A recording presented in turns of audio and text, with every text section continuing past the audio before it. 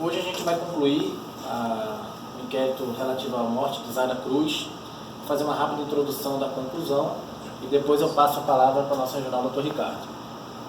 Pois bem, houve a conclusão das investigações, de tal sorte que promovemos o indiciamento formal de Pedro Inácio pela prática dos crimes em desfavor de Zaira Cruz. Ao término das investigações, conclui-se que Pedro Inácio praticou o crime de feminicídio em desfavor de Zaira. Com o aprofundamento do trabalho investigativo, a gente conseguiu constatar que de fato havia uma relação de afeto, uma relação de proximidade a justificar a tipificação do crime o feminicídio. A prática do ato de ceifar a vida da Zaira Cruz teve relação direta à condição de mulher dela, em especial a relação de afeto que eles possuíam, muito embora não perene, eventual, mas era uma relação de afeto que já durava meses, talvez anos. Também Pedro Inácio foi indiciado pela prática de crime qualificado por motivo torpe e por asfixia, além de estupro.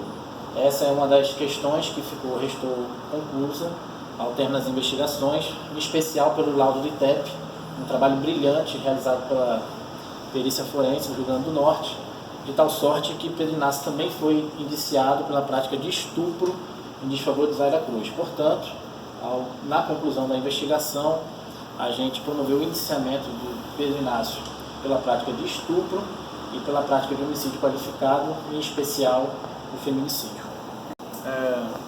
Como todos já sabem, né, tivemos aqui um trabalho brilhante, coordenado pelo doutor Leonardo, onde a regional, a DPCIM, deu todo o apoio para que fosse concluído o mais depressa possível, para que essa resposta pudesse estar sendo dada a vocês, à família e à sociedade.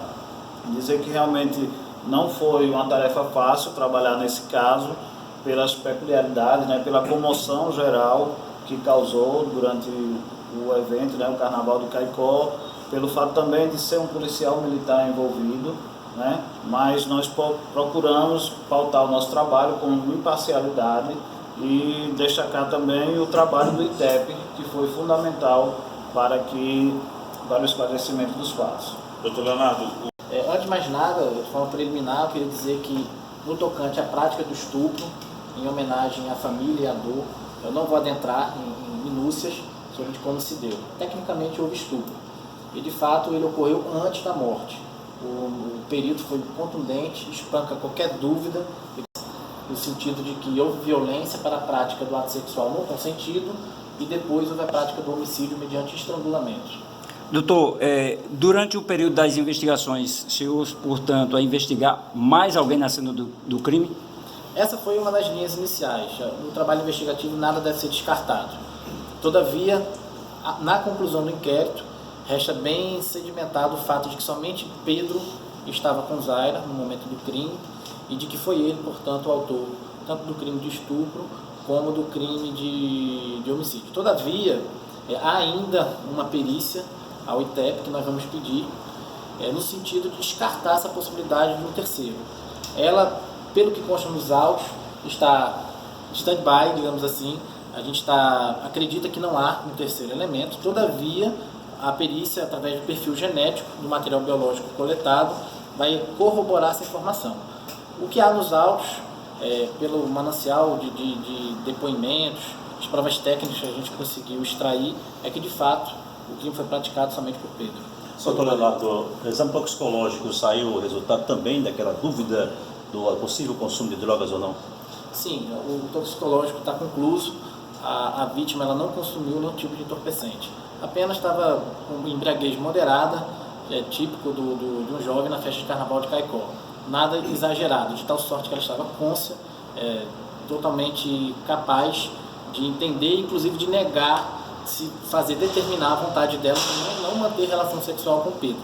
Daí a gente acredita, inclusive, que a motivação do crime tenha se desencadeado por causa dessa negativa dela em manter relação sexual com Pedro. Houve luta corporal, então, entre os dois?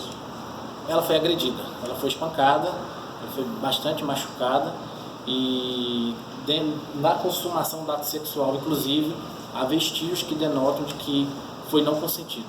Você chegou a colher o depoimento dele mais alguma outra vez? Ele chegou a falar alguma coisa? Não, a advogada constituída teve acesso aos autos e o processo, o inquérito foi remetido à justiça, agora só para o Poder Judiciário. Doutor, é uma história de um dente quebrado, ou um dedo quebrado, essa história realmente se configura dentro do inquérito? Na constância da violência em que Zaira sofreu, de fato, ela machucou a boca, provavelmente batendo o rosto dentro do interior do carro e, de fato, machucou um pouco a gengiva. O dente dela, ela estava em processo de reconstituição, eu acho que através o dente havia quebrado antes da festa de carnaval. Então ela usava uma prótese provisória e por isso que quebrou no movimento que ela bateu o rosto. O fato é que a violência não foi a que desencadeou a quebra do dente, mas desencadeou o machucado interno na boca. Isso também consta no laudo do ITEP. Falou, possuía várias marcas de agressão pelo corpo, né? Marcas que indicam que talvez até ela tenha tentado sair do veículo no momento em que estava sendo agredida. Nos punhos tinha algum tipo de marca, nas mãos dela, enfim?